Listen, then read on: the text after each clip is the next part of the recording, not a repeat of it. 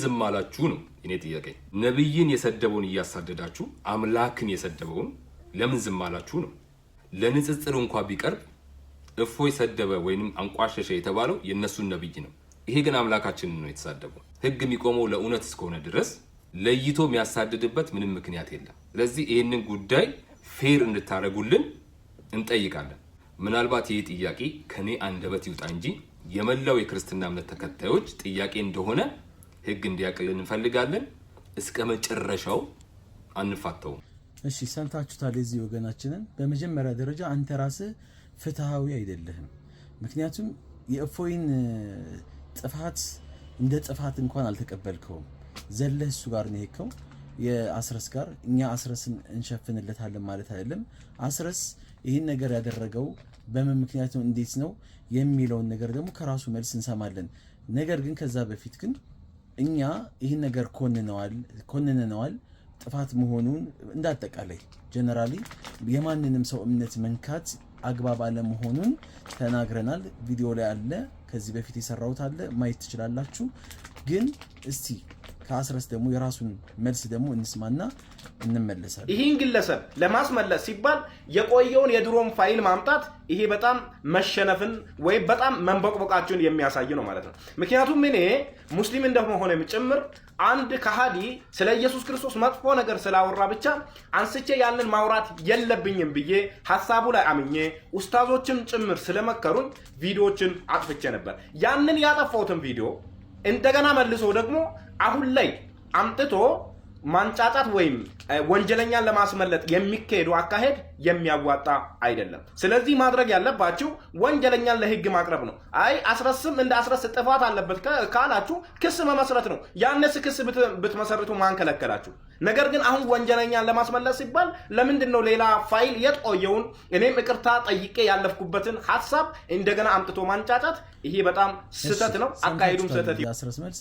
አጠገባችሁም አላጠገባችሁም ይህን ያለበት ምክንያቱ ገልጿል። ቢያጠግብም ባያጠግብም ግን እዚህ ጋር ዋናው ነጥቡ ጋር ስንመጣ ትክክል እንዳልሆነ ቪዲዮውን ከፔጁ ላይ እንዳጠፋው ኡስታዞች መክረውት ይሄ ነገር አግባብ እንዳልሆነና እንዳነሳው አሁን ግን የእፎይን ነውር ለመሸፈን የሱን ክስ ለማድበስበስ ግን ሲባል ተመዞ የመጣ ፋይል እንደሆነ ተናግሯል። ይቅርታ ጠይቋል።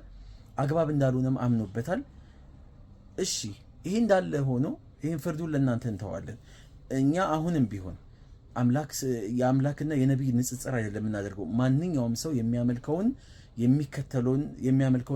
አምላክ የሚከተለውን ነቢይ የሚከተለውን መጽሐፍና እንደዚሁም ደግሞ ሃይማኖት ማንም ሰው ማንም መተቸት አይችልም። ሙስሊሞች ይህን ነገር ካደረጉ እንቃወማለን። ይህን ደግሞ ከዚህ በፊትም ሰርቻለሁ ይህን ቪዲዮ። እኔ አሁንም ቢሆን እቃወማለሁ። ነገር ግን አሁንም ቢሆን እፎይ ይሄ ነገር ሲነሳበት ክሱ ሲነሳበት እናንተ የተለያየ ፋይሎችን እየመዘዛችሁ እያወጣችሁ ክስን በክስ ለመመለስ አትሞክሩ። የእፎይን ዳር አስኪዱ። ከዛ በኋላ እናንተ መብት ላይ የምትሉትን ደግሞ ማስቀጠል ትችላላችሁ። እኛም እናገዛችኋለን አግባብነት ባለው መልኩ። ይሄ ህግ ያየዋል። ነገር ግን በጣም የሚገርመኝ ነገር እኛ እናንተም ለፍርድ አቅርቡልኝ። እኛ እኮ እፎይን እኮ ክርስቲያኖችን ለህግ አቅርቡልን እኮ ብለን እኮ አልለመናችሁም፣ አልጠየቅናችሁም። ለምን ትለምኑናላችሁ? እናንተ ጥፋተኛ ስለሆነኛ ለህግ እንዲቀርብ አስደርገናል። ለህግ የሚቀርብበትን መንገድ እየፈለግን ነው፣ ይቀርባታል። እናንተም ጥፋተኛ ናቸው ብላችሁ ያሰባችኋቸው ሰዎች አቅርቡ። እኛን ለምን ትጨቀጭቁናላችሁ? እዚህ የመጣችሁ እናንተም አቅርቡ። እናንተም ኡስታዞች እየተሳደቡ ነው ምናምን ነገር። እንዳጠቃላይ የሚሳደቡ ኡስታዞችን አንደግፍም። እንደ ክስ ግን አምጥተን እንደዚህ እንድንሰጣችሁ ግን አጠብቁ። አምጡና እናንተም እፎይን እኛ እንደምንፈልገው ለህግ እንደምንፈልገው እናንተም ፈልጓቸው። እኛው እንድንከስላችሁ እንድናመጣላችሁ ለምን ትፈልጋላችሁ?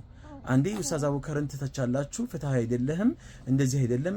አንዴ ኡስታዞችን ትተቻላችሁ። ይሄ ሳይሆን የእፎይን መንገድ መጀመሪያ ዳር አድርሱ። እሱን አቅርቡልን፣ ክሰሱልን ሳይሆን የምንጠይቃችሁ እኛ ጥፋተኛነቱን እፎይን እኔ ጥፋተኛ ላለማስመሰል የምታደርጉትን ለማድበስበስ የምትሞክሩትን ነገር አያዋጣችሁም እያለን ነው እንጂ እኛ እናንተን እየለመናችሁ አይደለም። በሙስሊሞች በኩል አጠፉን ብላችሁ የምታስቧቸው አካሎች ካሉ ክሰሷቸው። እኛን እየመጣችሁ ሚዲያ ላይ አትጨቅጭቁን።